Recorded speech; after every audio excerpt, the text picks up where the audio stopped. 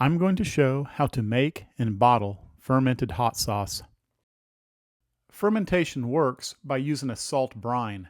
This brine encourages beneficial lactic acid bacteria to grow while inhibiting harmful microbes in an oxygen-free environment. Lactic acid preserves and gives the peppers a pleasing sour flavor. To ferment, you will need some essential equipment as follows: largemouth mason jars, fermentation lids with airlocks, and glass weights. I recommend buying a kit. There are many to choose from online. Just find one that's right for you. The rest of the equipment needed will be for processing and bottling: a tamper tool, a food scale, preferably one that'll measure in grams, a blender, strainer, pH strips, or, for better accuracy, a digital pH meter. For bottling, I recommend using Woozy Bottles. These are hot sauce style bottles that I bought online and were shipped to my door.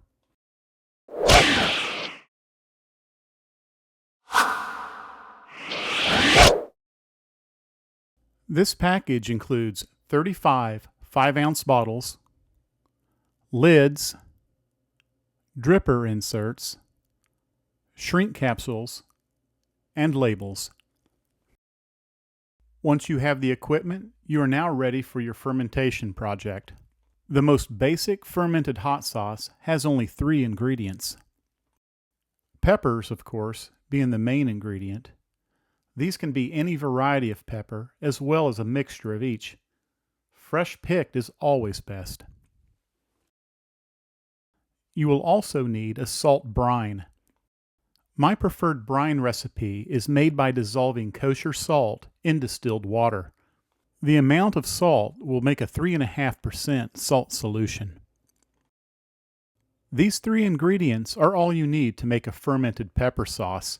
However, for balance, flavor, and complexity, there is a common mix found in many manufactured sauces.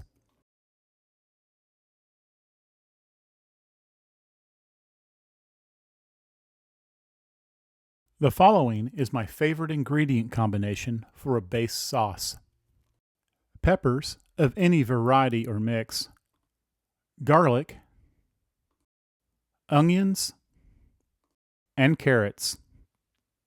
These are my basic go-to ingredients for a nice base sauce. You can put any variety of pepper in the combination and manipulate the ratios of each item.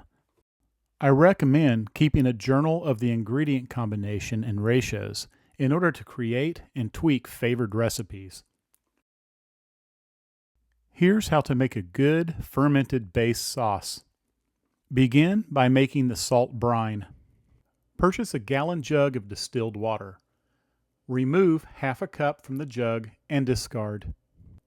This will make enough space for when we add the same volume of salt. Next, heat up a small amount of water in a pot. Measure out 1/2 cup of kosher salt.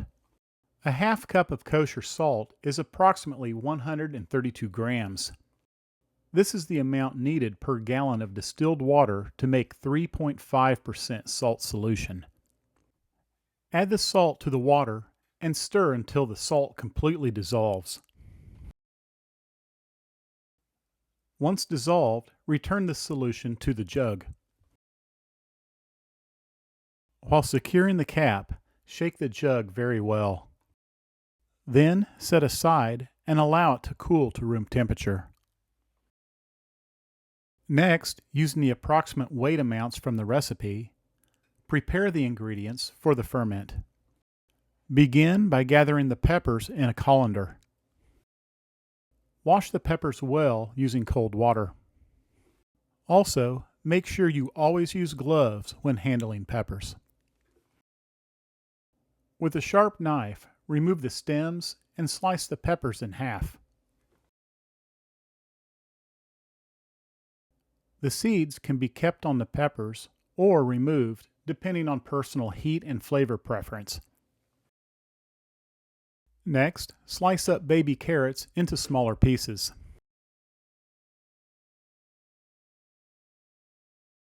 Do the same with garlic cloves.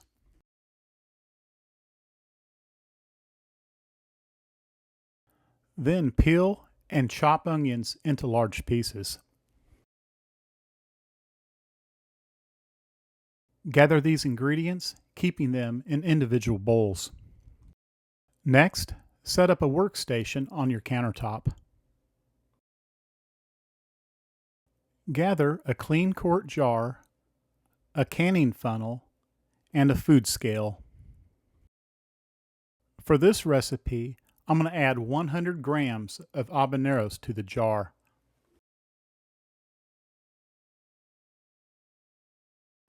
Use the tamper tool to pack them down.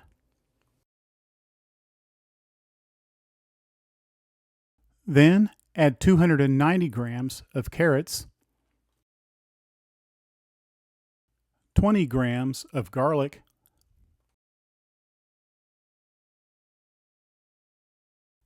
and 300 grams of onions. Once again, tamp the contents down. Make sure to leave a couple inches of airspace at the top of the jar. Next, take the salt brine and give it a good shake.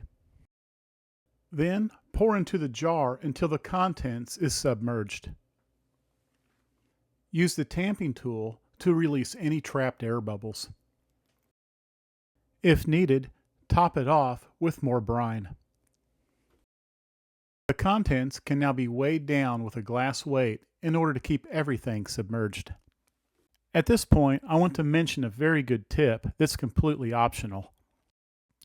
Take a cabbage leaf and cap the top of the contents before adding the glass weight. This will help contain the pieces and deter floaters. When adding the glass weight, press down really well to submerge the contents under the brine, making sure there is a 1 to 2 inch airspace at the top of the jar. Next, take the fermenting lid and inspect the inner gasket for flaws. Then, make sure it's seated firmly into place. Take the airlock and insert it into the center hole. Make sure it fits snug in the gasket and that the tip protrudes from the bottom. Be sure to adjust the depth of the protrusion. It should be positioned in the airspace of the jar. You do not want it in the brine. Next, thread the lid on the jar, making sure it is tight and the gasket is well seated. Then, double check the position of the airlock, again making sure the tip is in the airspace. Next, fill the airlock halfway up with water in this manner.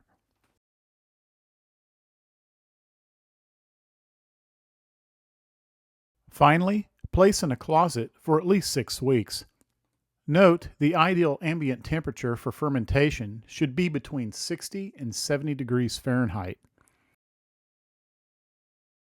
After at least 6 weeks, remove the jar from the closet and set on a workspace. Remove the recipe note and transfer the information to your journal. Inspect the contents.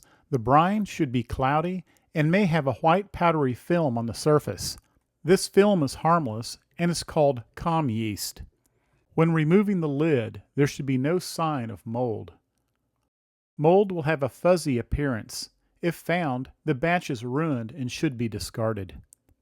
Use a pH strip or a digital pH meter to check the pH of the contents. To ensure food safety and shelf stability, the acidity should be below 4.6. A low acidity also serves as a reliable way to monitor for progressive fermentation. In other words, it will prove the presence of lactic acid. This batch has a pH of 3.5 and can now be processed. Begin by removing the glass weight. You may also remove the cabbage leaf if you so desire. This is totally optional. Now, set the jar aside and place a large batter bowl or a deep container on the workstation. Then place a strainer over the bowl. Next, dump the contents of the jar into the strainer, catching the brine in the bowl. Take the bowl of brine and set aside. Do not discard. Now, fill the blender with the fermented mix and puree. Add in the leftover brine in increments until you reach your desired consistency. In this case, I added all of it back.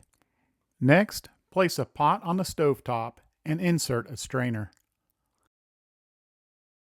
Now, empty the contents of the blender into the strainer, catching the liquid in the pot below. Use the tamper tool or a wooden pestle to press the liquid from the pulp. Work it thoroughly until no more liquid is draining. Then, remove the strainer from the pot to expose the liquid. This liquid is the fermented hot sauce and can now be seasoned in any way desired. Start with an initial taste to see what you might add. There are many creative ways to flavor the sauce. Many people add vinegar for flavor, as well as for the low acidity value. Definitely add vinegar if your pH is too high. My favorite flavoring is to simply add garlic salt to taste, and sometimes a little tropical flavoring is good too. Be careful not to increase the pH too much when adding flavoring ingredients. It's a good idea to recheck it along the way. Next, decide if you want thin sauce or a little thicker sauce. If you do decide you want a thicker sauce, add some xanthan gum in 1/4 teaspoon increments until you get your desired thickness.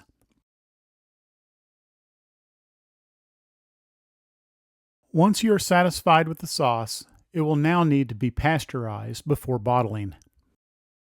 To do this, heat the sauce up to around 180 degrees Fahrenheit and hold it at that temperature for 10 minutes. Pasteurizing not only halts fermentation, it also kills any possible microbes that are present. While the sauce is heating up, prepare your clean bottles for filling. Set up all the pieces on a workstation, including a funnel. Continue stirring the sauce and check the temperature. Once you have reached the proper temperature, adjust the heat and hold it there for 10 minutes. After 10 minutes, the sauce can now be bottled immediately. Since the sauce is still hot, place a clean bottle on a hot pad and insert a funnel. Ladle the hot sauce into the bottle. Make sure you leave a little headspace at the top. Wipe the rim with a clean rag and install the dripper insert. Then install the lid, making sure it's tight. Next, you will need a shrink capsule and a hairdryer. Take the hot bottle of sauce and slide the shrink capsule over the cap and the neck of the bottle. Turn the bottle upside down on the countertop and turn while heating the capsule with the hairdryer. Continue turning until the capsule has completely shrunk.